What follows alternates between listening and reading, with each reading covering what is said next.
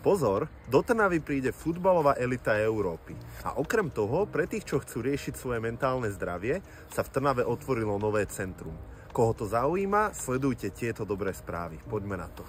Prvou dobrou správou na tento týždeň je, že sa vylosovali základné skupiny majstrovstiev Európy do 21 rokov. Čo sa však týka nás, je, že slovenská reprezentácia bude hrať svoje zápasy aj v Trnave, konkrétne duel s Talianskom. Takže ak budete mať v júni cestu do Trnavy alebo aj priamo na štadión, zastavte sa. Okrem toho si zahrajú aj Španielsko s Talianskom, takže nebudú chýbať aj najväčšie svetové hviezdy mládežníckeho futbalu.